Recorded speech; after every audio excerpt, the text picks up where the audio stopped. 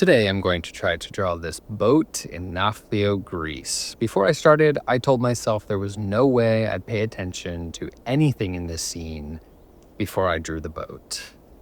Whoops. Anyway, today's a beautiful day, couldn't ask for better, and I'm out by the water in Nafplio looking out to, I think it's pronounced Burzi Castle, which was constructed by the Venetians in 1473. And apparently that's what I'm focusing on first, for reasons I can't explain. Once I get started, I go into autopilot, and all plans go out the window. But I'm gonna roll with it and see where it takes me. Quickly, if you're enjoying this series of videos, watching me travel around and learn to draw from life like this, it would be seriously appreciated if you could subscribe to the channel and watch until the end of these videos. I'm doing my best to keep these rolling, but I need all the help I can get with respect to viewership and showing YouTube that this is working so they recommend the channel to more and more people. Anyway, that would be a huge help. Okay, so while I do end up spending some time on the background, it doesn't take me long before I settle in and focus on the boat. I've only drawn a boat or boats once before, I think, and that was in Tenby, Wales. Those were not easy for me. So sitting down to draw this one had me feeling a little nervous. However, since that one was a whole beach full of boats, there's significantly less pressure with just this one. Thankfully, I don't have to consider all of the different angles and the broader scene, and I can instead simplify the process and home in on subtle shapes and things like that. That said, those boats that I drew in Wales weren't on the water or moving, which I realize now is a bit of a struggle, but nothing a little imagination can't overcome. So for the boat, I'm trying to think of it in parts. First is the outline of just the top shape from bow to stern, excluding the back plane, not sure if that has a name, and the hull, which is the side part. I'm doing this because I think it's the easiest way for me to break it up.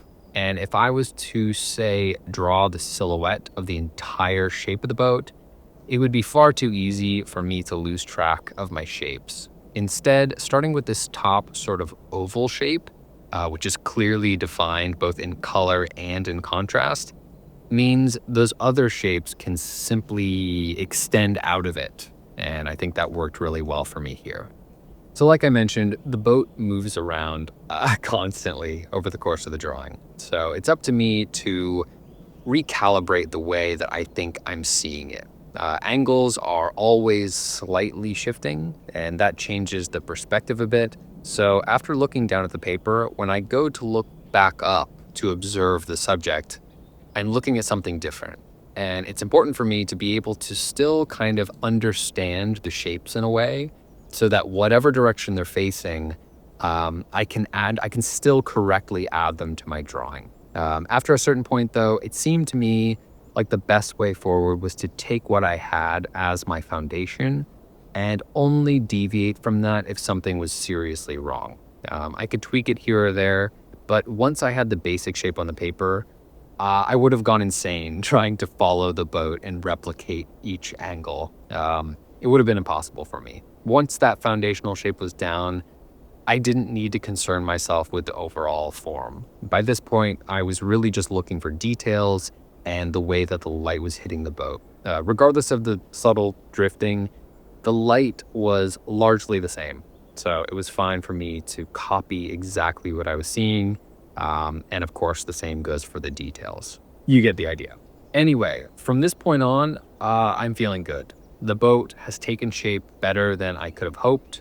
And all I have to do now is not screw it up, which I don't, and that's awesome. I was worried about the texture of the water because I obviously don't know how to draw that very well. And while I don't think anything spectacular became of it, it's just there enough to get the point across, but doesn't stand out to the point of being distracting. So yeah, on the whole, this is really going well, and I'm pretty happy about it. This scene is, I'm finding, a pretty quintessential snapshot of a day in Nafplio. and I imagine it's going to be an area I frequent. My wife and I love being by the water, and even though we're here for a few weeks, I would venture to guess that we'll walk the same promenade over and over and over again. Also, for today, we had these stunning Renaissance clouds, as we like to call them, since they resemble many of the clouds in Renaissance artwork, and that's pretty hard to beat. As a photographer, I tend to favor these days infinitely more than cloudless ones, like pure blue sky days. And I'd say that goes for just walking around as well, and also for sitting here and drawing. They add so much depth and atmosphere to the scene, and that kind of makes the whole day feel that much more special. Maybe that sounds ridiculous, but whenever the Renaissance clouds are out, I find that my mood improves, my creativity ignites, and all I want to do is get outside and walk around. Okay, so this one was all over the place, but we've made it to the end, and like I said, this feels really good. The contextual stuff is totally acceptable, but the boat itself is a real shock for me. It came to life so quickly and effortlessly, and I just feel so excited and happy about it. I'm stoked. Some things worth noting: the water. No idea what else to do with it, but I think it's fine like this for now. The castle, super simple, didn't take it very seriously, but also not really the point. I'd love to focus just on this at some point. Maybe I'll catch the ferry and draw bits and pieces of it up close, but I'm okay with it like this today. The background with the mountains and the clouds, again, super supplemental, but worked out fine. With how much I love these clouds, it would be really nice to learn a bit more about how to draw them, maybe give them more depth. And the same goes for the mountains. I want to understand how to give them contrast and texture without pulling them too far into the foreground. So if you have any tips or opinions or anything else to say, leave a comment below. And if you like this video, please go ahead and like it. I appreciate you for taking the time to watch this one, and I will see you on Friday, because happy Thanksgiving to my fellow Americans. So see you then. Thanks.